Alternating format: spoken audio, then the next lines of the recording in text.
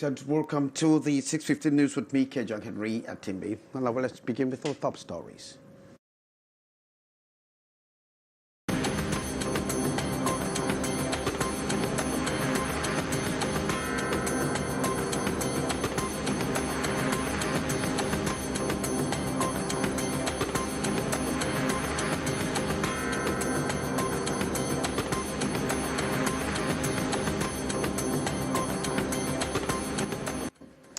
Excitement of Parliament. We will be having updates with our correspondent in Yaoundé. And the polygamist dies after suspecting his second wife of dating a young boy, younger than his son. After murdering the suspected lover of his second wife, he was arraigned and died in detention. Top stories.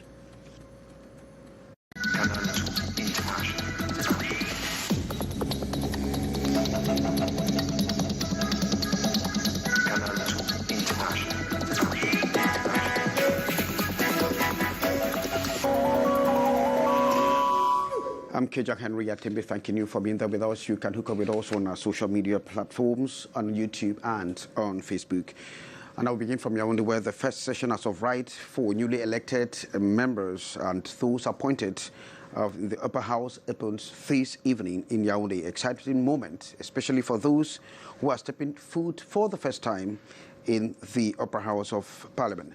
Now let's move very quickly to Yaoundé and have echoes of the session with Hyacinthe Chia, who is standing by. Hello, Hyacinthe. Now, please, what is the update as we get from you today?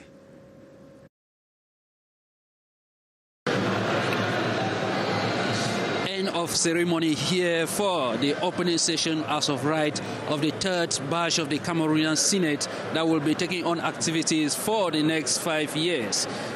A session presided at by the eldest member of the Senate in the person of René Zengele, assisted by the two youngest senators. And as we know, this session is full of activities to be carried out. First and foremost, the eldest member of Parliament had to reread the results transmitted to the Senate by the Constitutional Council with all the elective senators from all the 10 regions of the country, likewise those appointed by President Paul Biya on March 31st. And equally, in the days ahead, there will be the verification of membership in the House, trying to control the compatibility of all the senators, as well as setting up the new bureau to run the activities of the Senate for this legislative year.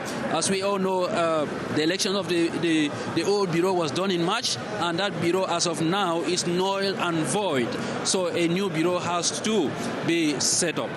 And while the old senators were trying to do some catch-up moments as they just separated on March after the elections of the Bureau, the new senators are here full of anxieties as they get to meet both the oath and their peers that are just coming into the upper house of Parliament for the first time. And of course, the activities of the Senate will kickstart fully in the days ahead to run for the next 1 month. And we shall be bringing you all the updates as the session unfolds. From the Senate at the Yaoundé Conference Center, Hyacinthe Chia and Serge Alain Zebou. Oh, thanks very much, Hyacinthe Chia, for that smart one there at the opening of this session. Since the putting in place of the Senate, many Cameroonians have been asking the questions of what importance is the upper house of Parliament. Many have even called for the upper house of Parliament to be scrapped off. Now, in the following commentary, we take a look on the importance of the Senate, which, according to the Constitution, completes the bicameral legislature of the country. Cameroon operates a bicameral parliamentary system. That is, the lower house, known as the National Assembly, and the upper house, known as the Senate. With its existence since 2013, Cameroonians have questioned the role the Senate plays in their lives. Critics of the administration have even called for the Senate to be scrapped off, with some saying it swallows the state budget without any concrete result. There is no state without laws. Secondly, it makes sense to reiterate that the existence of the Senate is worth the salt. Adopted on the 18th of January 1996, Part 3 of the Constitution of Cameroon, in its Article 14, clearly states that the legislative power shall be exercised by the Parliament, which shall comprise 2 houses, the National Assembly and the Senate. However, Chapter 2 in its Article 20 clearly defines the role of the Senate that shall represent the regional and local collectivities. In this case, the interest of each region shall be represented. From the constitutional setup, the Senate, which is considered the caucus of wise men, is to oversee decisions coming from the lower house, whether or not the interest of the people have been duly considered before the law is enacted by the President of the Republic. And the Elections Management Board, the ELECAM, has blamed political parties in the country for not doing enough to sensitize the population and the electoral laws and the need for them to perform their civic duties and get them to register on the electoral list. This criticism was made during an evaluation or assessment session of the Elections Management Body after the March 12 senatorials. Details with Morindi. It was a heated debate between political parties, civil society organizations, and members of the Electoral Board of Elections Cameroon, ELECAM. Loopholes and other problems linked to corruption, low voter apathy, non-withdrawal voters' cards, and complete revision of the electoral code. This evaluation meeting is coming a month after the senatorial elections in Cameroon. The opposition again castigated the CPDM for being greedy by grabbing all and corrupting its officials to vote just for the party. The question of voters' rights and independence is up for debate.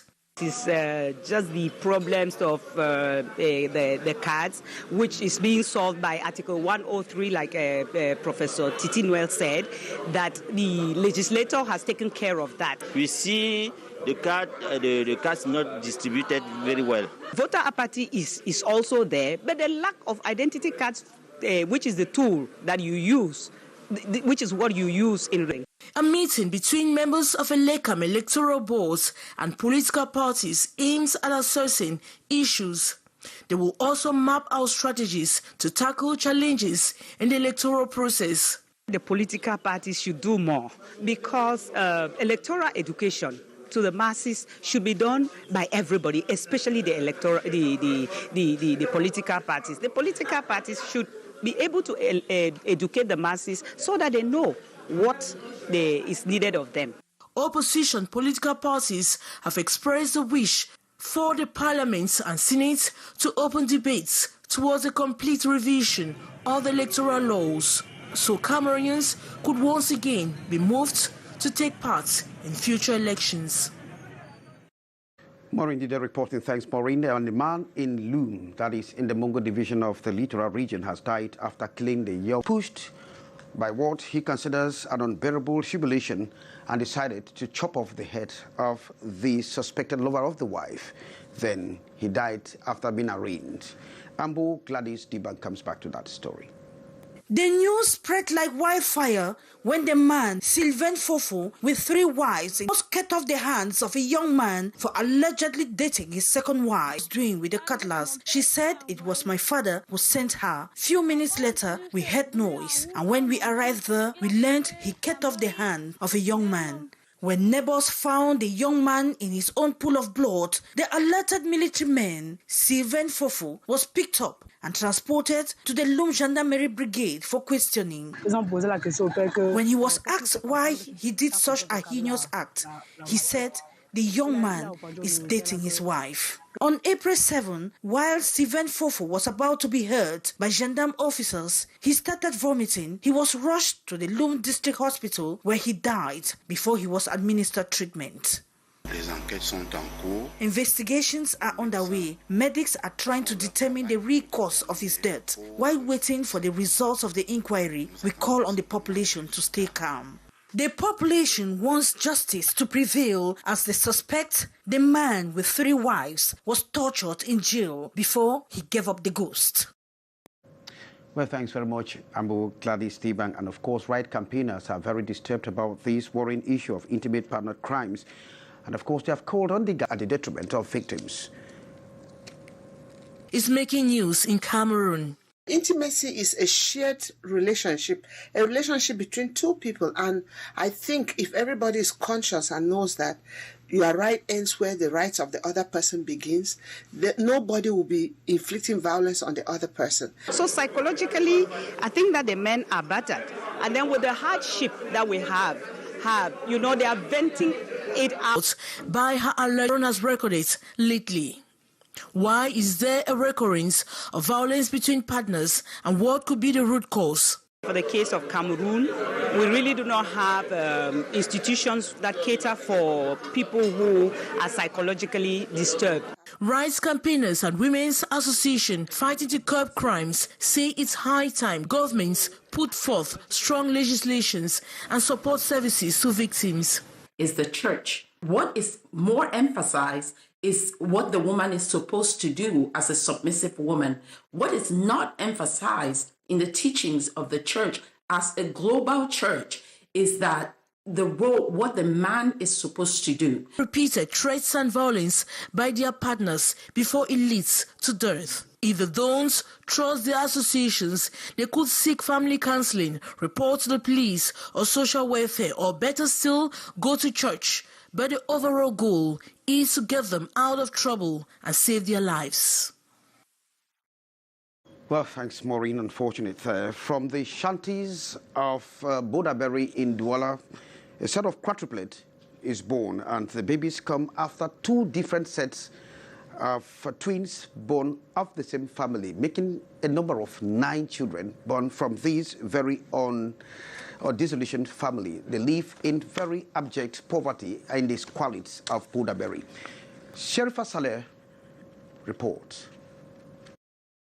Emeline Ya is 34 years old, and after a set of quadruplets, she is a mother of 9 now. And God, with 3 kids out, not to discover that there was another one again. So we removed the 4, and that's where we are. And luckily, all the children were mature. The least was 2.1. She has been in this health care at Ancien Route Bonaberry since April 7, which according to the doctor in charge of this health care could not afford a better and suitable hospital for her condition. Luckily, she gave birth normally, and the baby with the lowest weight was 2.1 kilograms. The house where we are staying is too small, so we need to find another house that is a little bit bigger, that can accommodate all of us, because I cannot take these children to the former house. So where I am, it cannot accommodate all of us. So the children need an environment which is at least which is neat, which is fine. The family, who already know the difficulties that await them, are natives from Kambe, Donga-Mantung division of the northwest region of Cameroon, but had to move to Douala for greener pastures. The father of the quadruplets was once a logger, but lost his job. The children makes him reflecting on how to start fending for his large family. We work for forest. This house where I just be in 3 weeks from today. The house will be a landlord room for the house. Can't be fit for pay the house. Can't be problem with my work. So I talk and say, any man way, if you be for help me try for help, because we not do with me. This 1-bedroom will have to shelter 11 people, reason why the doctor is resilient on discharging them from the hospital till they get a suitable place for the new babies. Oh, thanks very much, Sherifa. Congratulations to the mother and father of those quadruplets, and of course, welcome to this sinful world, dear quadruplet. This news was produced by